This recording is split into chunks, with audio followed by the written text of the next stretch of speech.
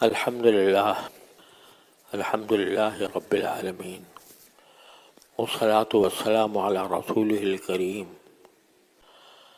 وعلی آلہ واصحابہ اجمعین وعلی کل من تبعہم بإحسان الی یوم الدین. اما بعد،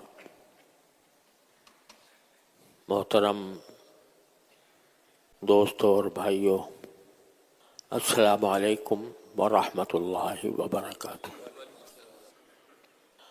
نبی کریم سرور دو عالم صلی اللہ علیہ وسلم کے اوصاف میں اور اخلاق میں جن کو قرآن کریم نے خلق عظیم کا فرمایا ہے، ایک بڑا وصف حلم کا تھا. اور حلم کے لفظی معنی جب ہم کرتے ہیں اردو میں تو اس کے معنی ہوتے ہیں بردباری، اور اس کی حقیقت یہ ہے کہ یا تو انسان کی طبیعت میں غصہ ہی کم ہو، یا اگر غصہ ہو تو اس میں اس غصے کو قابو کرنے کی صلاحیت ہو، اور اس غصے کو قابو میں رکھتا ہو کہ حدود سے تجاوز نہ ہو. ایسے شخص کو حلیم کہتے ہیں. اور حلیم کے معنی یہ ہیں کہ یا تو بعض حضرات ایسے ہوتے ہیں جن کی طبیعت میں غصہ ہوتا ہی کم ہے، نرم خوئی ان کی طبیعت کا حصہ ہوتی ہے، نرمی. اور دوسری قسم وہ ہے کہ جس میں غصہ ہوتا تو ہے اچھا خاصا، لیکن اس غصے کو وہ اپنے قابو میں رکھتا ہے. اس غصے کے نتیجے میں کسی کے ساتھ کوئی ایسا عمل نہیں کرتا جو ناجائز ہو. ایسے آدمی کو حلیم کہتے ہیں. اور اس وصف کے بارے میں نبی کریم سرور دو عالم صلی اللہ علیہ وسلم نے دعا بھی فرمائی کہ اللہم زینی بالعلم، اللہم اغننی بالعلم وزینی بالحلم، او کما قال صلی اللہ علیہ وسلم، کہ یا اللہ مجھے علم کی دولت عطا فرما اور اس دولت کو حلم سے مزین فرمائیے، اس حلم سے آراستہ فرمائیے. جس کے معنی یہ ہوئے کہ علم کی سجاوٹ، اس کی آرائش، اس کی زیبائش حلم سے ہوتی ہے. اگر آدمی عالم تو ہے، علم رکھتا ہے، لیکن طبیعت میں حلم نہیں ہے تو وہ ایسا ہے جیسے کہ بے زینت علم ہو، اس کے اندر زینت نہیں ہے. تو پہلی بات یہ سمجھنے کی ہے کہ اس کا جو اصل مقصد ہے وہ یہ کہ انسان اپنے غصے کو قابو میں رکھے. غصہ انسان کی طبیعت میں اللہ تعالیٰ نے رکھا ہے، اور اگر یہ غصہ بالکل ہی ختم ہو جائے، انسان بے حس ہو جائے، تو یہ بھی پسندیدہ نہیں. بعض مقامات پر غصہ کرنا یہ ضروری ہوتا ہے. ایک شخص آپ کے اوپر حملہ آور ہو گیا، آپ کی جان کے درپے ہے اور آپ کو مارنا چاہتا ہے. اگر غصہ بالکل ہی نہ ہو تو اس سے اپنا دفاع کیسے کرے انسان؟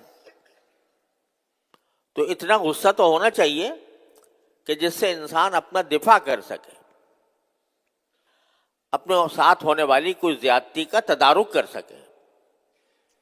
بلکہ شریعت نے اس کا بھی اجازت دی ہے کہ جتنی تکلیف دوسرے نے پہنچائی ہے آپ اتنی تکلیف اس کو پہنچا دو.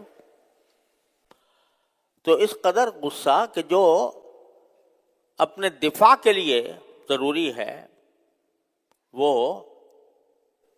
محمود ہے، پسندیدہ ہے، اور اسی کو کہا گیا ہے کہ غضب للہ، غصہ ہو تو اللہ کے لیے ہو، اللہ کی رضا کے لیے ہو. کوئی شخص آپ کے سامنے معاذ اللہ نبی کریم سرور عالم صلی اللہ علیہ وسلم کی شان میں کوئی گستاخی کرے تو اگر اس پر غصہ نہ آئے تو یہ بے حسی ہے.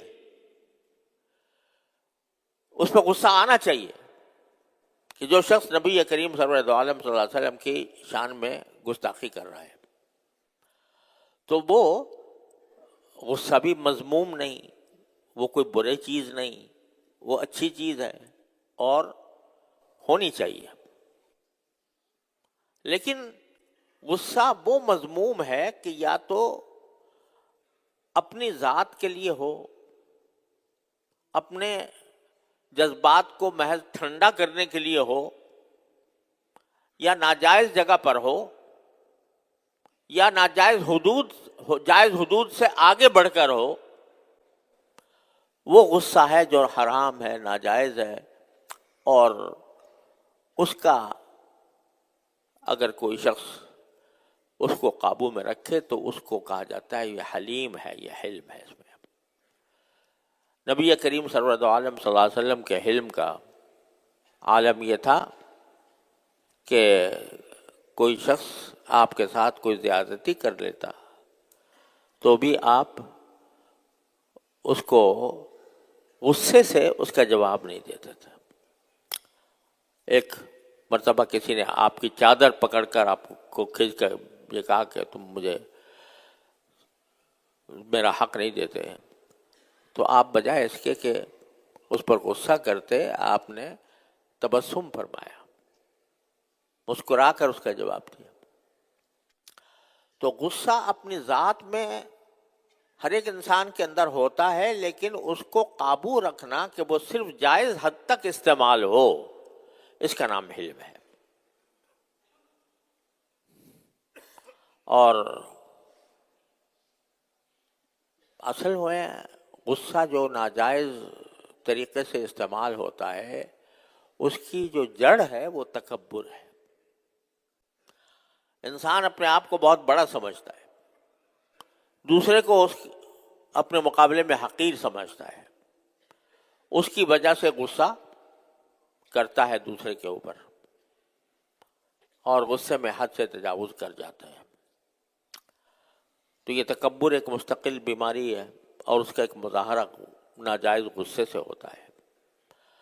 تو اس کی ہر انسان کو مشق کرنی پڑتی ہے کہ میں اپنے غصے کو صحیح جگہ پر استعمال کروں، صحیح حدود کے اندر استعمال کروں. وہ مشق کس طرح ہوتی ہے؟ وہ مشق اس طرح ہوتی ہے کہ انسان کو غصہ آ جانا کسی بات کے اوپر یہ بعض اوقات غیر اختیاری ہوتا ہے، لیکن اس غیر اختیاری معاملے پر خود کوئی اقدام کرنا، گالی گلوچ کرنا شروع کر دینا، کسی کے اوپر ہاتھ اٹھا دینا، کسی کو کوئی تکلیف پہنچا دینا، یہ ہے جو ناجائز کام ہے. اور اس کے لیے آدمی کو یہ کرنا پڑتا ہے کہ اپنے اوپر ضبط کرے. اسی ضبط کا نام صبر بھی ہے. اور نبی کریم سرور عالم صلی اللہ علیہ وسلم نے اس کے کچھ طریقے بتائے ہیں، غصے کو حد سے گزرنے سے بچنے کے طریقے بتائے ہیں. ایک طریقہ یہ بیان فرمایا کہ اگر غصہ آ رہا ہو تو پہلا کام تو یہ ہے کہ اگر تم کھڑے ہو تو بیٹھ جاؤ، بیٹھے ہو تو لیٹ جاؤ. یہ علاج بتایا آپ نے غصے کا. غصہ آ گیا غیر اختیاری طور پر. اب اس غصے کی بنیاد پر جب آپ کسی پر ہاتھ اٹھاؤ گے, کسی کے بارے میں کوئی گالی گلوچ کرو گے, تو یہ ہے بری بات. تو اس سے پہلے اپنا غصہ ٹھنڈا کرنے کے لیے آپ نے فرمایا کھڑے ہو تو بیٹھ جاؤ, بیٹھے ہو تو کھڑے لیٹ جاؤ. وجہ اس کی یہ ہے کہ جب غصہ آتا ہے نا تو وہ غصہ انسان کو اوپر چڑھاتا ہے. آپ نے دیکھا ہوگا اگر کوئی آدمی بیٹھا بھی ہے اور غصہ آ گیا اس کو کھڑا ہو جائے گا ایک دم سے, اور کھڑے ہو کر کھڑا ہے تو چلنا شروع کر دے گا. تو غصہ انسان کو ابھارتا ہے اوپر کی طرف. جو ہمارے ساری بیماریوں کے طبیب ہیں نبی کریم سرورۃ عالم صلی اللہ علیہ وسلم, آپ نے فرمایا کہ غصہ تمہیں چاہے گا کہ اور ابھارے, تم ابھارنے کے بجائے نیچے چلے جاؤ. کھڑے ہونے کے ہو تو بیٹھ جاؤ, بیٹھے ہو تو لیٹ جاؤ. اور یہ بھی ہدایت دی گئی کہ جس جگہ پر غصہ آ رہا ہے وہاں سے ہٹ جاؤ, کیونکہ جس جگہ غصہ آ رہا ہے جب وہاں سے ہٹ جاؤ گے تو ذرا ماحول بدلے گا, تو تمہارا دماغ کچھ ٹھنڈا ہوگا. یہ ساری ترکیبیں بتائی ہیں اس لیے تاکہ غصے کا استعمال ناجائز اور بیجا طریقے پر نہ ہو. اور اس کے لیے میں نے عرض کیا کہ مشق کرنی پڑتی ہے, اور مشق بھی اس طرح کہ بسا اوقات اس کے لیے ضروری ہوتی ہے کسی شیخ کی تربیت کی. اس تربیت کے نتیجے میں رفتہ رفتہ انسان کے جو یہ اخلاق ہے وہ اعتدال پر آ جاتے ہیں. اب نبی کریم سرورۃ عالم صلی اللہ علیہ وسلم نے فرمایا کہ پہلوان وہ نہیں ہے جو دوسرے کو لڑائی میں پچھاڑ دے. پہلوان وہ نہیں ہے. لوگ سمجھتے ہیں پہلوان وہ ہے کہ جو کبھی لڑائی ہو تو دوسرے کو گرا دے, پچھاڑ دے, وہ پہلوان ہے. آپ نے فرمایا کہ نہیں, پہلوان وہ ہے کہ جو غصے کے وقت اپنے آپ پر قابو پائے اور قابو پا کر اپنی حد میں رہے, اس حد سے آگے نہ بڑھے. یہ ہے ایک حلیم کا کام. اور پہلی بات تو یہ ہے کہ اس کی اہمیت پہلے دل میں بیٹھنی چاہیے کہ ہمیں اپنے غصے پر قابو پانا ہے, اور ہم اپنی باہمی زندگی کے اندر, معاشرتی زندگی میں جب ایک دوسرے کے ساتھ اٹھتے بیٹھتے ہیں, ایک دوسرے کے ساتھ ملتے جلتے ہیں, تو اس وقت میں یہ شیطان ہمارے غصے کو بھڑکاتا ہے. کیونکہ شیطان بھڑکاتا ہے, اس لیے قرآن کریم نے فرمایا اما ينزغنك من نزغ فاستعذ باللہ, کہ جب شیطان تمہیں کچوکا لگائے, یعنی تمہیں غصے پر ابھار کر کوئی غلط کام تم سے کرانا چاہے, تو فوراً کیا کرو, فاستعذ باللہ, اللہ کی پناہ میں آ جاؤ, اللہ سے پناہ مانگو. لہذا ایک علاج اس کا یہ ہے کہ آدمی ویسے موقع پر اعوذ باللہ من الشیطان الرجیم کہے, اے اللہ میں شیطان رجیم سے آپ کی پناہ مانگتا ہوں. یہ وہی کرے گا جس کے دل میں پہلے اہمیت ہوگی کہ مجھے اپنی اصلاح کرنی ہے, مجھے اپنا اخلاق درست کرنے ہیں, مجھے نبی کریم سرورۃ عالم صلی اللہ علیہ وسلم کی سنت کی اتباع کرنی ہے. یہ دل میں اگر داعیہ ہوگا, جذبہ ہوگا, تو پھر وہ ان کاموں پر عمل کرے گا. اور اگر خدا نہ خواستہ دل میں یہ داعیہ ہی نہیں ہے, جیسی زندگی گزر رہی ہے, جب غصہ آتا ہے تو غصے کے اوپر میں عمل کر بیٹھتا ہوں, جو میرے دل میں آتا ہے کر لیتا ہوں, تو اس کو تو کوئی بھی اس کے لیے علاج کارگر نہیں, جو غفلت میں پڑا ہوا. اگر ایک آدمی اپنے آپ کو بیمار سمجھتا ہے تب تو وہ کسی معالج کے پاس جائے گا, کسی ڈاکٹر کے پاس, کسی طبیب کے پاس.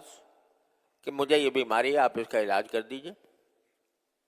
لیکن جو اپنے آپ کو بیمار مانتا ہی نہیں، کہتا میں نے اندر کوئی بیماری نہیں ہے، حالانکہ اس کے اندر اس کو کینسر ہو رہا ہے، لیکن وہ مانتا نہیں، تو وہ نہ کسی طبیب کے پاس جائے گا، نہ کوئی علاج کرے گا، نہ کوئی تدبیر اس کو کے لیے کارگر ہوگی.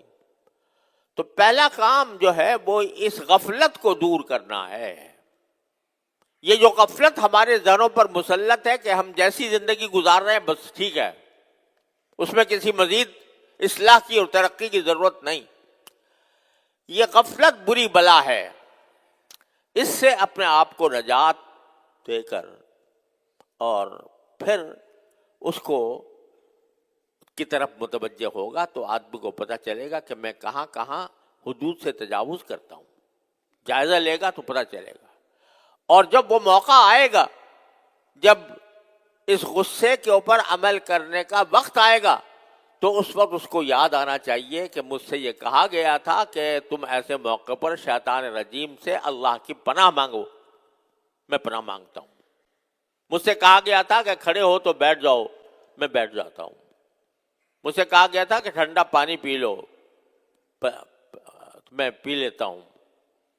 مجھ سے کہا گیا تھا کہ اس بات کو تصور کرو کہ جس طرح مجھے اس پر شخص پر قدرت ہے جس کو میں مارنے کے لیے چلا ہوں یا جس کے اوپر غصہ کرنے کے لیے چلا ہوں، اس سے زیادہ قدرت اللہ کو میرے اوپر ہے. چنانچہ ایک مرتبہ حضرت ابوبکر صدیق رضی اللہ تعالیٰ عنہ اپنے ابتدائی دور میں اپنے غلام کو مارنے کا اقدام کر رہے تھے. غلام تھا اور ظاہر ہے صدیق اکبر کسی نہ کسی غلطی کی بنیاد پر ہی اس کو مارنے کے لیے چلے ہوں گے. لیکن رسول کریم سرور عالم صلی اللہ علیہ وسلم نے جب دیکھا کہ وہ اس پر ہاتھ اٹھا رہے ہیں تو حضرت آپ نے دیکھ کر فرمایا کہ للہ اقدر علیک منہ.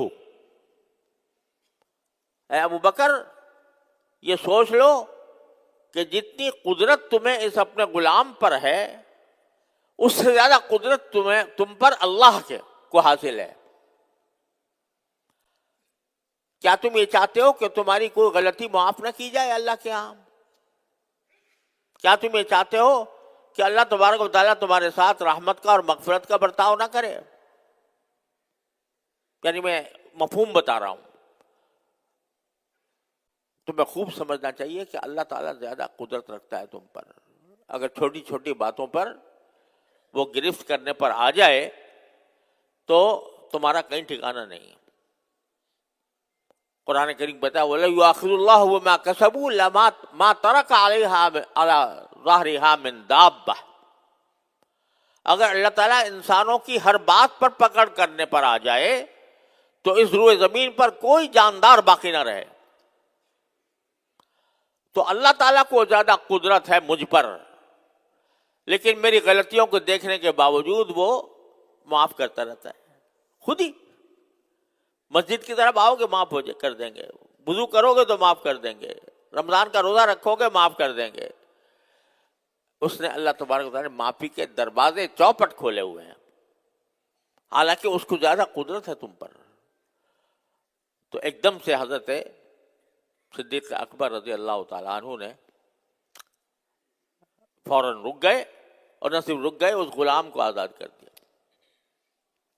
غلام کو آزاد کر دیا. اس طرح اصلاح کی ہے صحابہ کرام کی رسول کریم سرور دو عالم صلی اللہ علیہ وسلم.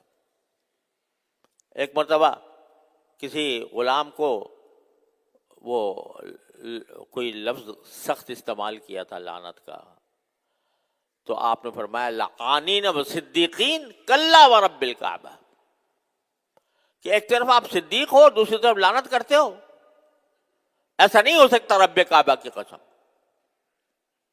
تو آپ نے اس طرح تربیت فرمائی صحابہ کرام کی، غصے کو قابو میں رکھو. اب اس کا نتیجہ یہ ہے کہ ایسی تربیت فرما دی کہ حضرت علی رضی اللہ تعالیٰ عنہ کرم اللہ وجہ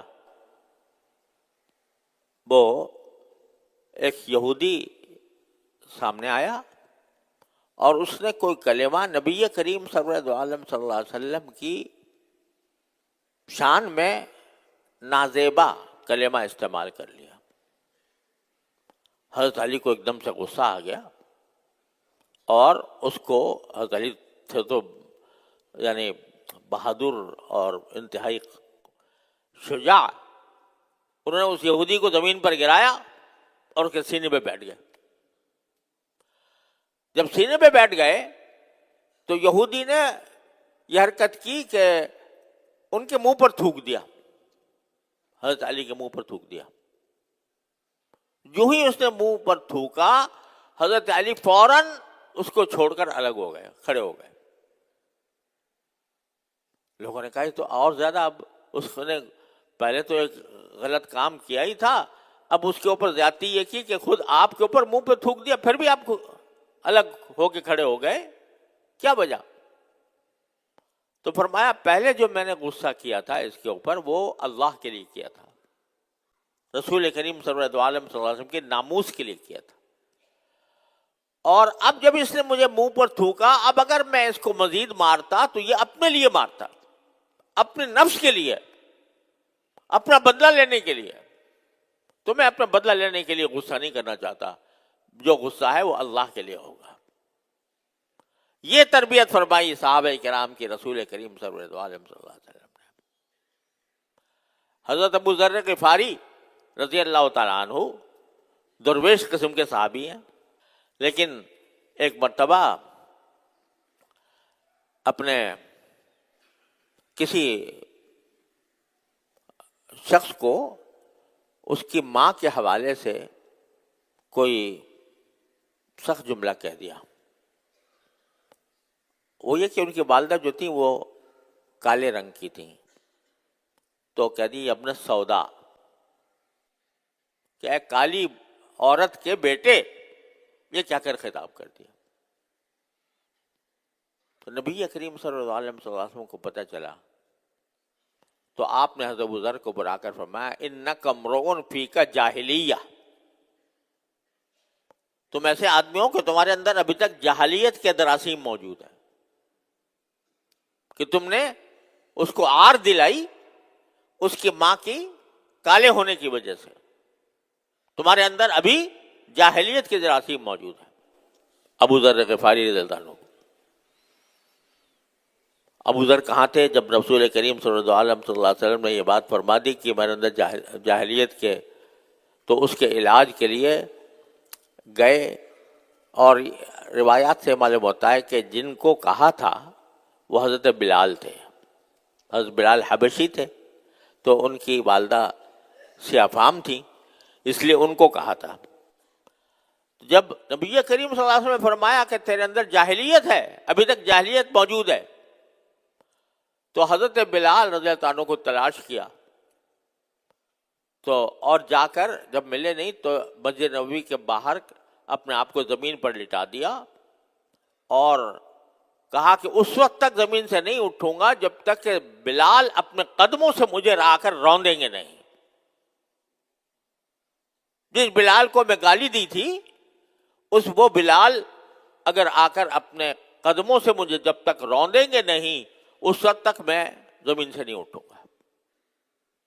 حضرت بلال نے آ کر کہا کہ بھائی میں نے معاف کر دیا، مجھے کہا کہ نہیں، مجھے رسول کریم صلی اللہ علیہ وسلم نے یہ فرما دیا ہے کہ تیرے اندر جاہلیت کے جراثیم ہیں،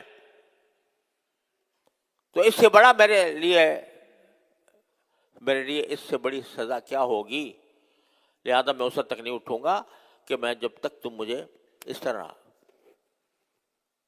یہ تربیت فرمائی صحابہ کرام رضی اللہ تعالیٰ عنہ کی.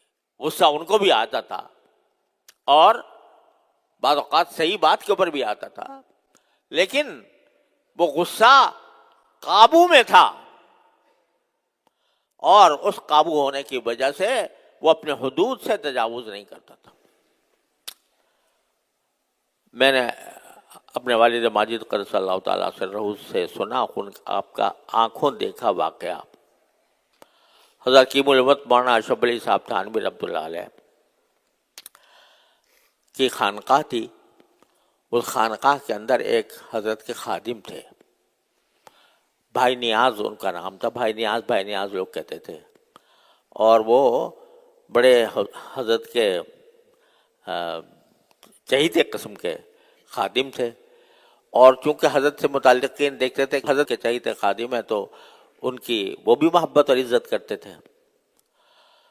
لیکن چونکہ وہ خادم تھے، حضرت کے منہ چڑھے، تو جو بڑے بڑے علماء آتے تھے خانقاہ کے اندر، بعض اوقات ان کے اوپر وہ ذرا اپنی تعلی دکھایا کرتے تھے، ان کے ساتھ کچھ ایسی بات کر لیتے تھے، کہنا چاہیے مذاق میں کہہ لیجئے یا ناز میں کہہ لیجئے، ایسی باتیں کہتے تھے، لوگوں کو ناگوار ہوتی تھی.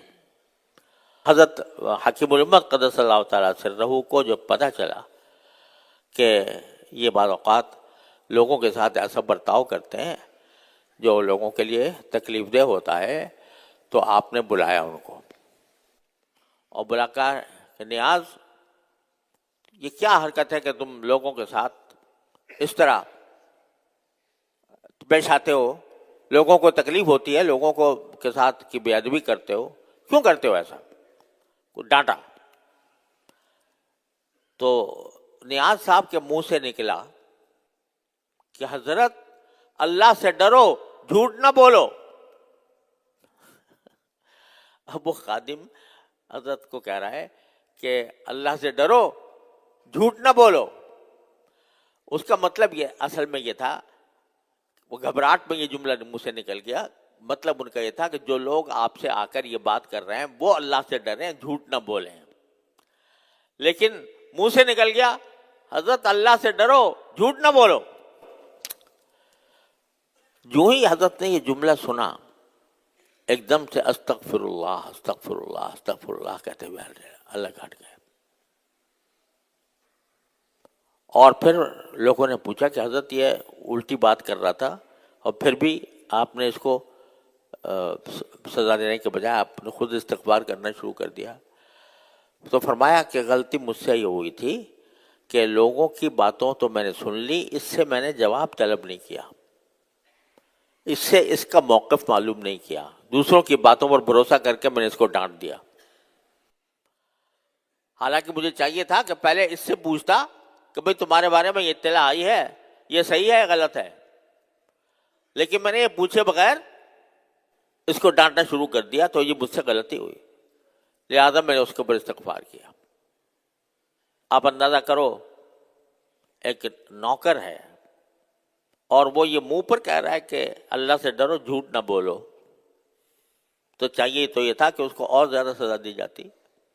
لیکن چونکہ ذہن میں یہ خیال آ گیا کہ مجھ سے غلطی ہوئی ہے کہ میں نے اس سے یک طرفہ بیان پر میں نے اس کو ڈانٹنا شروع کر دیا بغیر اس کا جواب سنے، تو استغفار کیا.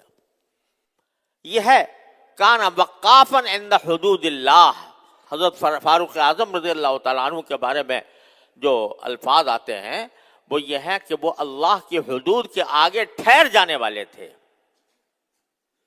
یعنی جہاں حد آ گئی اللہ تعالیٰ کے کسی حکم کی، وہاں اپنے سارے جذبات ڈھیر ہو گئے، غصہ بھی ختم ہو گیا اور اشتعال بھی دور ہو گیا، کیونکہ اللہ کی بیان کی ہوئی حد آ گئی. تو میرے بھائیو اور عزیزو، میں آپ کے واسطے سے خود اپنے سے خطاب کر کے کہتا ہوں کہ ہم لوگ غفلت میں زندگی گزار رہے ہیں. نبی کریم سرورت عالم صلی اللہ علیہ وسلم کی ہم سیرت کا نام بھی لیتے ہیں، اس کے جلسے بھی کرتے ہیں، اس کی تاریخ، اس کے سیرت کا بیان بھی کرتے ہیں، لیکن نبی کریم سرورت عالم صلی اللہ علیہ وسلم کے جو اعلیٰ اخلاق تھے، ان اخلاق کو اپنانے کی طرف توجہ نہیں ہے. غفلت میں زندگی گزر رہی ہے. غصہ آ گیا تو بس پھر اس کے بعد کوئی حد باقی نہیں ہے. لیکن اسلام نے، نبی کریم صلی اللہ علیہ وسلم نے ہر چیز کی حد مقرر کی. تلک حدود اللہ، قرآن کہتا ہے یہ اللہ کی مقرر کی ہوئی حدیں ہیں. ان حدوں کی حفاظت کا نام شریعت ہے، اس حدوں کی حفاظت کا نام اسلام ہے، ان حدوں کی حفاظت کا نام طریقت اور تصوف ہے۔ لہذا اس کے لیے ہمیں اپنے حالات کا جائزہ لینا چاہیے اور اس کی کوشش کرنی چاہیے کہ غصے کا جو وصف ہے یہ غلط استعمال نہ ہو، اور حلم کی صفت اللہ تبارک و تعالی ہم سب کو عطا فرمائے۔ اللہ تعالیٰ مجھے آپ کو سب کو اتباع سنت کی توفیق کامل عطا فرمائے۔ وآخر دعوانا الحمدللہ۔